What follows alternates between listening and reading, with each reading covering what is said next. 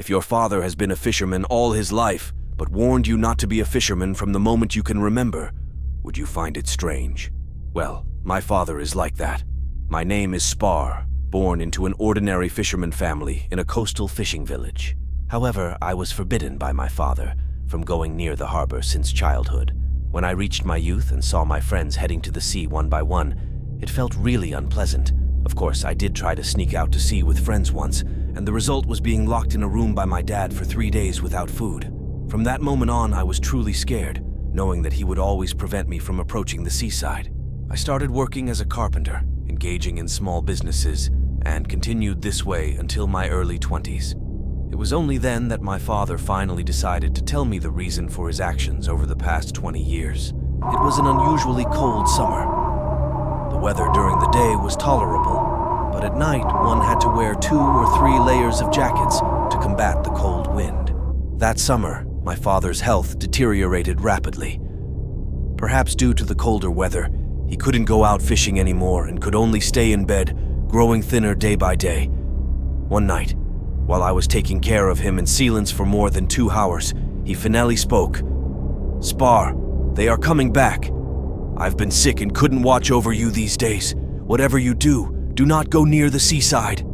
I was puzzled by his words. Who was coming back? Near which seaside? He said, "Aivag, they are coming back." Then he told me about the strange experiences he had in his youth. It was the summer 20 years ago. My mother had just become pregnant with me, and my father, Dinor, desperately needed a good harvest to improve our family's financial situation. To prepare for my birth, they hoped for a good catch. However, at that time, a strange phenomenon occurred in the sea. Regardless of who fished, all they caught were dead fish, as if they had frozen to death due to extreme cold. Later on, some bizarre creatures were pulled up from the deep sea, things with 3 heads and a pair of wings, covered in black liquid, strange monsters with slimy flesh tendrils.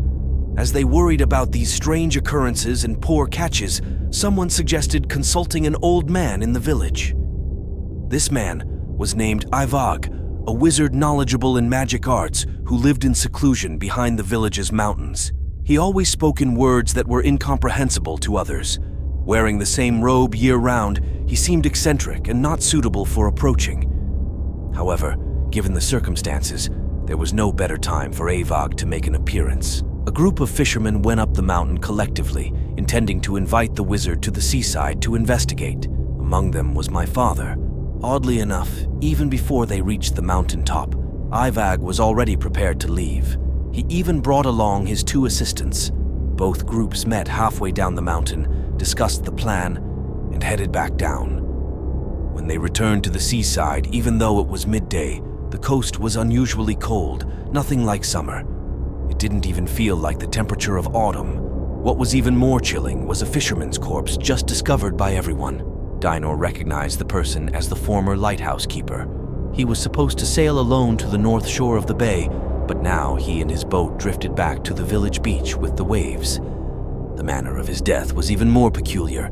His face and hands were stiff like bones, and his whole body was as pale as if he had contracted leprosy. His eye sockets had completely lost their color, turning into hollow grayish white, exuding a chilling sensation. Although everyone gathered around the body, no one dared to approach and inspect it. At this point, Aivag bravely stepped forward. He directed his assistants to prepare for what he called a magical ritual, lighting a fire, casting spells, praying, and finally burning the body along with the boat until almost nothing remained. Dinor was witnessing such a process for the first time, and it left him almost mesmerized. It was only when Aivag finished his work and called him that Dinor snapped back to reality. "Your name is Dinor, right? Can you help me gather 9 young lads? We need to row north for a journey," Aivag asked. My father hesitated for a moment and replied, "Yes, Dinor, sir. Why are we going north?" Aivag gave him a disdainful look and said, "When you have a strategist, you follow the strategist. No need for so much nonsense. Hurry up." Without further questioning, Dinor hurriedly called back the fishermen who had gone up the mountain with him. A group of people emerged from the bustling fishport, with 9 young fishermen in their early 20s leading the way, ready to set out. Among them was Dinoal, and they had borrowed the village's largest willowwood boat. Taking advantage of the bright noon sunshine, they ventured out to sea, heading north with intermittent stops. 4 hours passed. Except for the increasing cold and the gradual darkening of the sky, Aivag did not call for a return, and nothing abnormal was seen at sea. The group rowed tirelessly, watching the sun gradually set into the sea on the western horizon.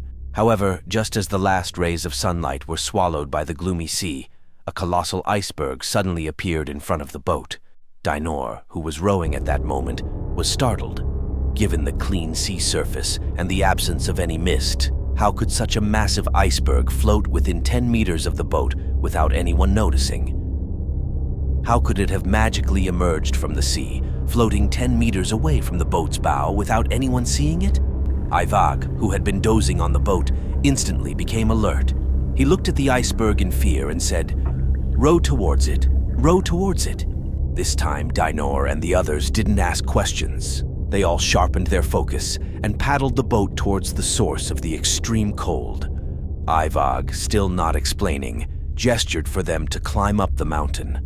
The group's boats stopped on the smooth ice surface of the iceberg, and some impatient fishermen began to ask what kind of place this was.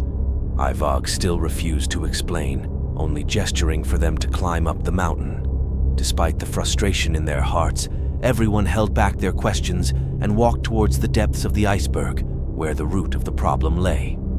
Unexpectedly, not long after, they saw a large cave on the cold mountain, and in front of the cave stood 2 people. They bowed their heads as if respectfully welcoming everyone. Dinoal walked at the back, clearly seeing everyone entering the cave. The 2 statues bowed deeply to each person, especially to Aivag. Moreover, their movements were completely unfamiliar, and the language they spoke was unheard of. When Dinoal walked up to the 2, he finally saw clearly the appearance of the 2 humanoid creatures. Although they had human limbs and features, their skin was surprisingly bright, and the robes they wore were covered in twisted symbols. Dinoal couldn't quite describe the feeling he had when he saw them. The first impression was that, even if there were many rare ethnicities he had not seen before, the 2 in front of him were definitely not human. As they went deeper into the cave, the atmosphere became increasingly tense. Except for Aivag, everyone held onto their tools tightly. Harpoons, oars, torches, and even wooden sticks taken from the boat. It felt as if the cold air around them turned into a corpse, pressing down on all 10 of them. Soon they reached the center of the cave, an empty space. Below them was an unseen abyss, and cold wind was rushing out from inside. Icy steps surrounded them, leading up to a circular hall suspended above the abyss. Something enormous seemed to be moving above. Suddenly, the few people at the front screamed and stepped back. Dinoal was startled but curious. He pushed through the crowd and walked up, following the steps as he looked up. Then, with the dim light around, he saw the circular platform in the hall. There, sitting on the platform, was a huge milky white worm. No, that's not right. It wasn't an insect, but rather a chubby worm-like creature. The creature was larger than the biggest sea elephant Dinoal had ever seen. Its coiled tail and thick body were comparable, and at the front, an ugly face stood tall. Its mouth opened and closed without teeth or a tongue. The eye sockets were close to the nostrils, yet there were no eyeballs. Instead, there were blood-red spherical bodies. It resembled a giant insect oozing with blood. The giant worm's opening and closing mouth emitted a loud sound. After hearing this, Aivag's expression changed, and he immediately knelt down to kowtow in worship. The fisherman uncle who had been following Aivag closely grew impatient. Standing up, he pointed at the white worm and asked, "Listen carefully. I don't know what trick you're playing." Before he could finish his sentence, the uncle's skin rapidly withered and turned pale. The entire person seemed to be drained of moisture in a second, resembling the dead state of the lighthouse keeper, no longer making a sound, and fell to the ground. Seeing this, no one dared to retort. Everyone knelt down, trembling, without daring to take a deep breath. The loud voice echoed again, and Dinoal felt his cold sweat soak through his clothes. Considering the monstrous creature with strange powers, would their group be left on this iceberg forever, drifting to an unknown destination? thinking of his wife and unborn child at home, which meant him, Dinoal couldn't help but regret continuously. In the end, the final impulse overcame fear in an instant. Dinoal seized the opportunity, stood up, and ran out of the cave. Due to the slippery ice, he almost tumbled and rolled all the way out of the cave. He wasn't frozen along the way, and no one chased after him. Was he lucky? Or did it have to do with not defying the white worm? Or perhaps he wasn't worthy of being pursued by it? As he fled for his life, numerous strange thoughts crossed his mind. These thoughts accompanied him until he reached the wooden boat that remained on the shore. He dared not stop rowing, using all his strength to gradually paddle the wooden boat back to the fishing village. He used his own strength to paddle the willow boat back to the fishing village, but the iceberg seemed to stick to the wooden boat. It didn't come too close, but it didn't stay far either. It seemed to drift with the current, but constantly followed Dinoal, as if tormenting the will of the escapee. Dinoal paddled frantically, wanting to get back to the harbor, or even just to get away from the terrifying iceberg. Thus, he sailed on the sea for 1 hour, 2 hours, 4 hours. Even when exhausted, he didn't let go of the oar, relying on the remaining consciousness and instinct to paddle. It was the moment when the first ray of sunlight appeared. The entire iceberg disappeared, leaving only the exhausted Dinoal and the drifting wooden boat in the middle of the sea. My father naturally returned to the harbor, but no one else did. People said they had long lost their lives, but my father firmly believed they were still alive, following that mysterious creature, floating towards more distant places, bringing the icy disaster to other places, and now they must have returned. No one knew where they had been, what they had become, whether they still looked human, no one knew. The only certainty was that they had come back. After my father finished speaking, he fell into a deep sleep, leaving me stunned by the candlelight. I couldn't believe he would tell such a sincere story. For the next week, I lived in fear and anxiety, not only because of my father's story, but also because he began to talk about it every night in his dreams.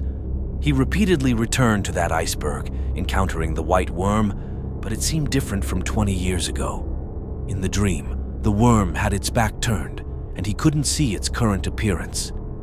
Yet, he could hear Aivag's voice echoing in his ears, saying that he hadn't fulfilled his duty at that time. Now, although he was old, his son, that is me, would have to repay everything owed 20 years ago. My father's muttering made me panic. The harbor gradually brought up frozen-colored fish and shrimp, making me feel that it might not just be my father's inner demon. Just now, as I looked through the wooden window at the night harbor, the iceberg was already parked there. My home door was also knocked, and two strange figures in weird robes with luminous skin stood straight in front of the door. They stood straight in front of the door, using the most respectful tone, uttering the most non-negotiable words. "You must come with us, Dinoal's only son. I think I have no choice but to go. To serve the irresistible presence on that iceberg, to serve the new elder of Paralian's highest, Aivag.